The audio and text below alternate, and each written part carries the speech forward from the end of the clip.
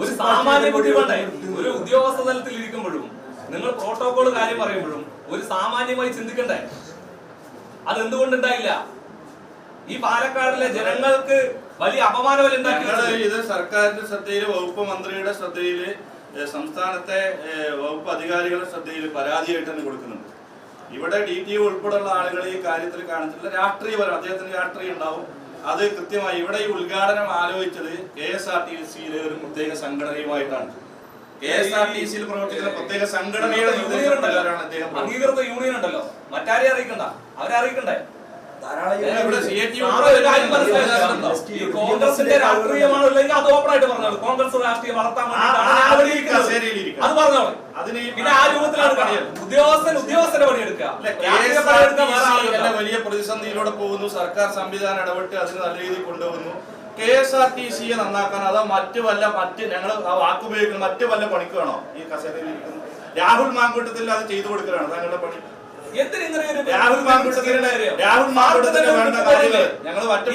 നടന്നതിന് ശേഷം എത്ര നല്ല രൂപത്തിലേക്ക് ഒരു ബസിന്റെ ഉദ്ഘാടനം കഴിഞ്ഞിരിക്കേണ്ട ഒരു വ്യക്തി എത്ര വലിയ അപമാനമാണ് ഉണ്ടായത്.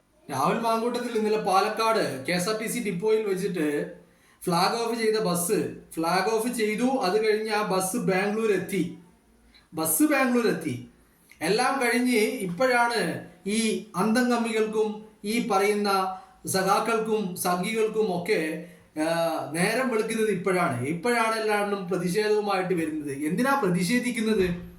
ഇവരുടെ പ്രതിഷേധം എന്തിനാണ്? അതാണ് എനിക്ക് മനസ്സിലാവാത്തത്. എന്തിനാണ് പ്രതിഷേധിക്കുന്നത്? ഇവരെ ആരെയും അറിയിച്ചില്ല എന്നാണ് പറയുന്നത്. ഇവരെ ആരെയും അറിയിക്കാതിരിക്കാൻ ഇവരെന്താ രണ്ടെണ്ണം വിട്ടിട്ട് അവിടെ കിടന്നുറങ്ങുകയായിരുന്നു ഇവരൊക്കെ. രാഹുൽ മാങ്കൂട്ടം ഇപ്പോ അവന്റെ ചോദ്യം കേട്ടില്ലേ നിങ്ങള് ഈ ബസ്സൊക്കെ ഉദ്ഘാടനം ചെയ്തിട്ട് അഭിമാനത്തോടു കൂടി ഇരിക്കേണ്ടതല്ലേ എന്നാണ് ഉദ്യോഗസ്ഥനോട് ചോദിക്കുന്നത്. അയാൾക്ക് എന്താ അഭിമാനത്തിന് കുറവ്? രാഹുലിനെ പങ്കെടുപ്പിച്ചതിൽ എന്താണ് കുഴപ്പം? അയാൾക്കെതിരെ എന്താണുള്ളത്? എന്തെങ്കിലും ഒരു FIR ഉണ്ടോ? ഒരു കേസുണ്ടോ? അങ്ങനെ വല്ലതുമുണ്ടോ? പാലക്കാട്ടിലെ ജനങ്ങൾ എന്ന് പറയുന്നുണ്ടല്ലോ. പാലക്കാട്ടിലെ ജനങ്ങൾ എന്താ ചെയ്തത്? പാലക്കാട്ടിലെ ജനങ്ങൾ രാഹുലിനെ ഇരു കൈയും നീട്ടി സ്വീകരിക്കുന്നതാണല്ലോ നമ്മളൊക്കെ കണ്ടത്, അല്ലേ? പാലക്കാട്ടിലെ ജനങ്ങള് രാഹുലിനെ ഇരു കൈയും നീട്ടി സ്വീകരിക്കുകയും അയാളെ കെട്ടിപ്പിടിക്കുകയും അയാളോട് കുശലം പറയുകയും അയാളോട് കളിച്ചിരി വർത്താനങ്ങൾ പറയുകയും അയാളുമായി സെൽഫി എടുക്കാനുള്ള ആവേശം കാണിക്കുകയും ഒക്കെ ചെയ്യുന്നതാണ് നമ്മൾ കണ്ടത്. പിന്നെ ഈ രാഹുൽ മാങ്കൂട്ടത്തിന് എന്താണ് പ്രശ്നം? അയാൾ പാലക്കാട്ടെ MLA ആണ്. അയാൾ സർക്കാരിന്റെ പരിപാടികളിൽ പങ്കെടുക്കും. നിങ്ങളെ കൊണ്ട് തടയാൻ പറ്റുമെങ്കിൽ തടഞ്ഞോ. അതിനപ്പുറത്തേക്ക് നിങ്ങൾക്ക് എന്ത് ചെയ്യാൻ പറ്റും? നിങ്ങൾക്കൊന്നും ചെയ്യാൻ പറ്റില്ല. നിങ്ങളെ കൊണ്ട് ഒന്നും ചെയ്യാൻ പറ്റില്ല. അങ്ങനെയാണെങ്കിൽ ഇന്നലെ നിങ്ങൾ ആ ഫ്ലാഗ് ഓഫ് ചെയ്യുന്ന സമയത്ത് അവിടെ പ്രതിഷേധം ഉയർത്തണമായിരുന്നു. അതിന് നിങ്ങൾക്ക് സാധിച്ചില്ലല്ലോ. പിന്നെ തടയും മറ്റേയും മറിക്കും എന്നൊക്കെ പറഞ്ഞു കഴിഞ്ഞാൽ അതിപ്പോൾ ഇനി ഏത് വലിയ സംഖ്യയാണെങ്കിലും ശരി, ഇനിയിപ്പോൾ ഏത് വലിയ മൂത്ത പൂവൻകോഴികളായിട്ടുള്ള അന്തംഗമ്മി സഖാക്കളാണെങ്കിലും ശരി, നിങ്ങളങ്ങ് തടയാൻ ഇറങ്ങുകയാണെങ്കിൽ ഞങ്ങളൊരു മറ്റൊരു വഴിക്കങ്ങോട്ട് ഇറങ്ങും. പിന്നെ അത് കാര്യങ്ങൾ നല്ല രീതിയിലായിരിക്കില്ല അവസാനിക്കുക. അപ്പൊ അതുകൊണ്ട് നിങ്ങൾ പ്രതിഷേധിച്ചോ, പ്രതിഷേധിക്കണ്ട എന്നൊന്നും പറയില്ല. നിങ്ങൾക്ക് നേരം വെളുക്കാത്തതിന് ആ ഉദ്യോഗസ്ഥന്റെ മേത്ത് കയറിയിട്ട് വല്ല കാര്യമുണ്ടോ? അയാളെ പണിയെടുക്കുന്നു, ഫ്ലാഗ് ഓഫ് ചെയ്യുന്നു. സ്വാഭാവികമായിട്ടും MLA എന്ന രീതിയിൽ രാഹുൽ മാങ്കൂട്ടത്തിനെ ക്ഷണിക്കുന്നു. രാഹുൽ മാങ്കൂട്ടം പോകുന്നു, ഫ്ലാഗ് ഓഫ് ചെയ്യുന്നു. എന്താണ് ഇതിൽ ഇത്ര വലിയ പ്രശ്നം? പാലക്കാട്ടെ ജനങ്ങൾക്ക് തോന്നുന്നില്ല. പിന്നെ ഈ പറയുന്ന വിരലിലുണ്ടാവുന്ന ഈ പറയുന്ന സംഘികളും സഖാക്കളും ഒക്കെ പാലക്കാട്ടെ ജനം എന്ന് പറയുന്നത് എന്തിനാന്ന് എനിക്ക് മനസ്സിലാവുന്നില്ല. പാലക്കാട്ടെ ജനം എന്ന് പറയുമ്പോൾ പാലക്കാട്ടെ ഭൂരിപക്ഷത്തിന്റെ പ്രതിനിധീകരിച്ച് അവരുടെ MLA ആണ് ഈ പറയുന്ന രാഹുൽ മാങ്കൂട്ടം. അയാൾ സർക്കാരിന്റെ ഔദ്യോഗികമായ ലെജിസ്ലേറ്റീവ് അസംബ്ലിയിലെ ഒരു മെമ്പറാണ്. അങ്ങനത്തെ വ്യക്തിയായ രാഹുൽ മാങ്കൂട്ടത്തിൽ ഇതുപോലെയുള്ള സർക്കാരിന്റെ പരിപാടികളിൽ പങ്കെടുക്കും. അത് സ്വാഭാവികമായിട്ടും അങ്ങനെ തന്നെയാണ്. പിന്നെ എന്തിന്റെ അടിസ്ഥാനത്തിലാണ് ഇവർ ഇതൊക്കെ പറയുന്നത് എന്ന് എനിക്ക് മനസ്സിലാവുന്നില്ല. കാരണം രാഹുലിനെതിരെ ഒരു FIR ഒരു കേസോ ഒന്നും നിലനിൽക്കുന്നില്ല. അങ്ങനത്തെ ഒരു വ്യക്തി ഒരു ആരോപണത്തിന്റെ പേര് അപമാനവും അഭിമാനവും ഒക്കെ നിങ്ങളാണോ കണക്കാക്കുന്നത്? നാറികളെ, നിങ്ങളാരാ അതൊക്കെ കണക്കാക്കാൻ? അപമാനവും അഭിമാനവും ഒക്കെ തീരുമാനിക്കാൻ നിങ്ങളാരാ? നിങ്ങളല്ലെങ്കിലും അവിടെ തോറ്റ് അപമാനിതരായവരാണ്. പിന്നെ നിങ്ങൾ എന്തിനാ ഇത്ര വർത്താനം പറയണേ? പാലക്കാട്ടെ ഇലക്ഷനിൽ തോറ്റ് തുന്നം പാറിയവരാ നിങ്ങളൊക്കെ. അങ്ങനത്തെ നിങ്ങൾക്ക് ഇതിൽ എന്ത് റോളാ ഉള്ളത്? തോൽവി ഒരു അപമാനം തന്നെയാ. തോൽവി നമ്മൾ പലപ്പോഴും പറയാറുണ്ട്, തോൽവി വിജയത്തിലേക്കുള്ള ചവിട്ടുപടിയാ. തോൽവി വിജയത്തിലേക്കുള്ള ചവിട്ടുപടിയൊന്നല്ല. തോൽവി വിജയത്തിലേക്കുള്ള ചവിട്ടുപടിയൊന്നല്ല. തോൽവി തന്നെയാ, അപമാനം തന്നെയാ. ഒരു തോൽവിയും ഒരു വിജയത്തിലേക്കുള്ള ചവിട്ടുപടിയുമല്ല.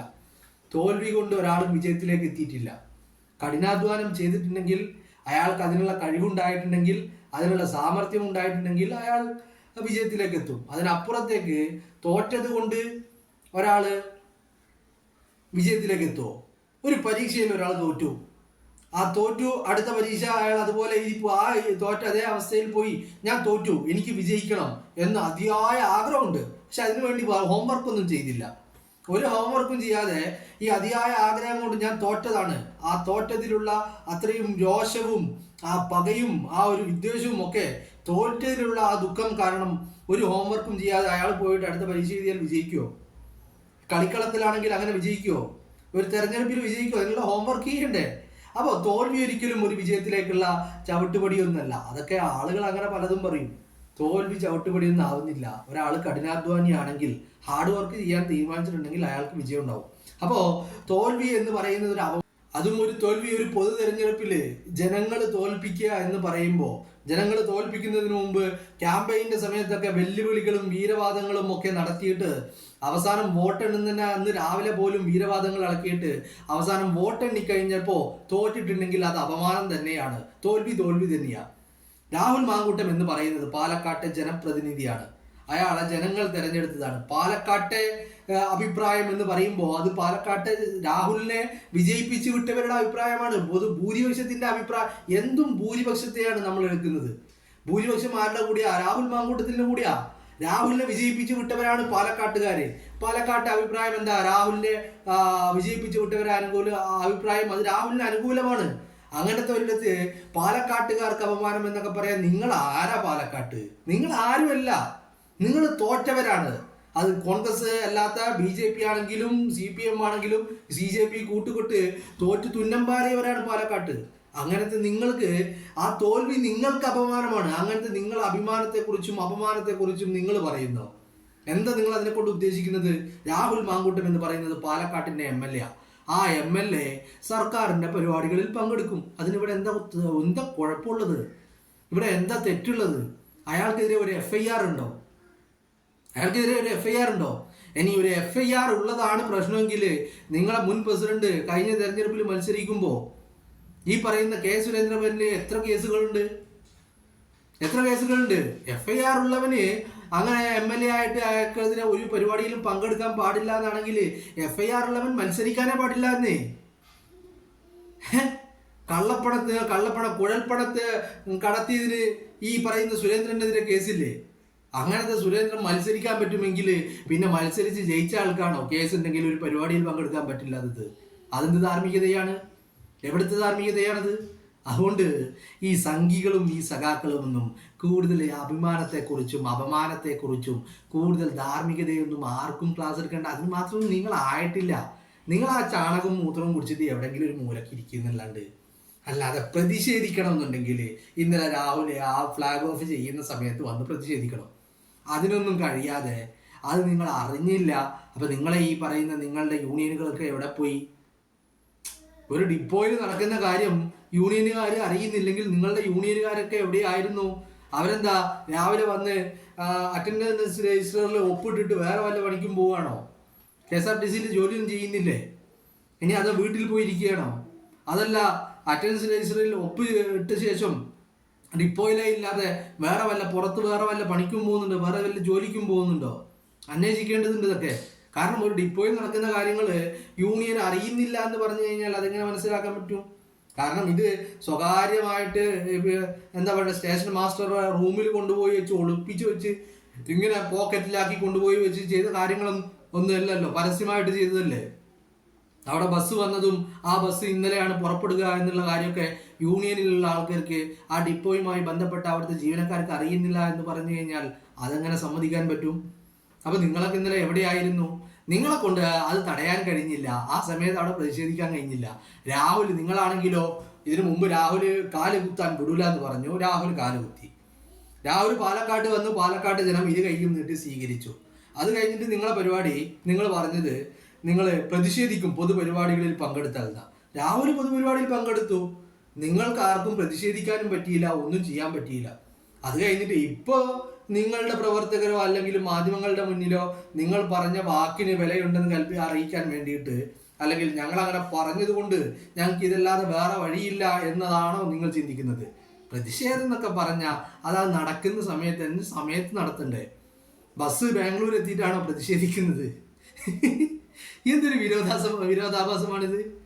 ബസ് ബാംഗ്ലൂർ എത്തിയിട്ടാണോ പ്രതിഷേധിക്കേണ്ടത്? ബസ്സിന് ഫ്ലാഗ് ഓഫ് ചെയ്യുന്ന സമയത്ത് പ്രതിഷേധിക്കണ്ടേ? നിങ്ങൾക്ക് ആർക്കും ഇങ്ങനെ രാഹുൽ വരും അവിടെ ഫ്ലാഗ് ഓഫ് ചെയ്യും എന്നൊന്നും നിങ്ങളോട് ആരും പറഞ്ഞു തരാൻ ഇത് പറഞ്ഞു തന്നിട്ട് വേണോ? അത് ഇപ്പോൾ നടക്കുന്ന കാര്യമല്ലേ? ഒരു കേരളത്തിൽ നടന്ന കാര്യമില്ലല്ലോ. പാലക്കാട് താമസിക്കുന്ന പാലക്കാട്ടെ ഡിപ്പോയിൽ ജീവനക്കാർ എല്ലാ ദിവസവും വന്ന് ജോലി ചെയ്യുന്ന ആ ഡിപ്പോയിൽ നടത്തുന്ന കാര്യമില്ലേ? അത് നിങ്ങൾക്ക് അറിയാൻ കഴിഞ്ഞില്ലെങ്കിൽ അത് നിങ്ങളുടെ എന്താ പറയേണ്ടത്, നിങ്ങളുടെ മോശം കഴിവുകേട് എന്ന് മാത്രമേ അതിന് പറയാൻ പറ്റുള്ളൂ. നടത്തേണ്ട ആളുകൾ അത് രാഷ്ട്രീയം നോക്കാൻ പാടില്ല എന്നൊക്കെ പറഞ്ഞാൽ നിങ്ങളൊക്കെ വീട്ടിൽ പോയി പറയേണ്ടി വരും. രാഷ്ട്രീയം എല്ലാവരും എല്ലായിടത്തും നോക്കും. അതിപ്പോൾ ഈ പറയുന്ന പിണറായി വിജയനാണെങ്കിലും ശരി, നരേന്ദ്രമോദി ആണെങ്കിലും ശരി, നരേന്ദ്രമോദിയും പിണറായി വിജയനും എടുക്കുന്ന എല്ലാ തീരുമാനങ്ങളും നിങ്ങളുടെ രാഷ്ട്രീയ അജണ്ടകൾക്കനുസരിച്ച് മാത്രമല്ലേ? പിന്നെ ഇവിടെ ഒരു സ്റ്റേഷൻ മാസ്റ്റർക്ക് അത്തരത്തിൽ രാഷ്ട്രീയം പാടില്ല എന്നൊക്കെ പറഞ്ഞു കഴിഞ്ഞാൽ എങ്ങനെ നടക്കും? അങ്ങനെയാണെങ്കിൽ ഈ പറയുന്ന രാഷ്ട്രീയം പാടില്ല എന്നാണെങ്കിൽ ഈ പറയുന്ന പാലക്കാട് ഡിപ്പോയിലും കേരളത്തിൻ്റെ ഒരു സർക്കാർ മേഖലകളിലും സർക്കാർ ഓഫീസുകളിലും സർക്കാർ സ്ഥാപനങ്ങളിലും ഒന്നും ഒരു യൂണിയനുകളും ഉണ്ടാവാൻ പാടില്ലല്ലോ. യൂണിയനുകളെ രാഷ്ട്രീയമല്ലേ? രാഷ്ട്രീയത്തിൻ്റെ അജണ്ടകളുടെ അടിസ്ഥാനത്തിലല്ലേ ഈ പല യൂണിയനുകൾ നമ്മുടെ നാട്ടിൽ പ്രവർത്തിക്കുന്നത്? സർക്കാർ ഓഫീസുകളിൽ, സർക്കാർ സ്ഥാപനങ്ങളിൽ, ഈ പറയുന്ന KSRTC ഡിപ്പോകളിൽ, എന്തിന് സെക്രട്ടേറിയറ്റിൽ പോലും. ഇതൊക്കെ രാഷ്ട്രീയമല്ലേ? രാഷ്ട്രീയം പാടില്ല എന്നൊക്കെ പറയുന്നത് എങ്ങനെയാ? രാഷ്ട്രീയം ഉണ്ടാവും, ഏതൊരു വ്യക്തിക്കും രാഷ്ട്രീയം ഉണ്ടാവും. പറയുന്ന പിണറായി വിജയനും ഈ പറയുന്ന നരേന്ദ്രമോദിയും ഒക്കെ ഇതുവരെ എടുത്ത് കൈക്കൊണ്ട എല്ലാ നിലപാടുകളും എല്ലാ തീരുമാനങ്ങളും അവരവരുടെ പാർട്ടിയുടെ രാഷ്ട്രീയ അജണ്ടകൾക്ക് അനുസരിച്ച് മാത്രമാണ്. രാഹുൽ മാങ്കൂട്ടം ഇന്നലെ അവിടുത്തെ MLA എന്ന നിലക്ക് ആ പരിപാടിയിൽ പങ്കെടുത്തതിലോ അയാളെ വിളിച്ചതിലോ ഒരു തെറ്റുമില്ല. പിന്നെ നിങ്ങൾക്ക് പ്രതിഷേധിക്കാൻ കഴിഞ്ഞിട്ടില്ലെങ്കിൽ അതിന് ബാക്കിയുള്ളവരെ നെഞ്ചത്ത് കയറിയിട്ട് കാര്യമില്ല. അത് നിങ്ങൾ പൊട്ടന്മാര്, അത്രേ ഉള്ളൂ. സംഘിയാണെങ്കിലും ശരി, സഖാവാണെങ്കിലും ശരി, നിങ്ങൾ മരപ്പൊട്ടന്മാര്, അത്രേ ഉള്ളൂ.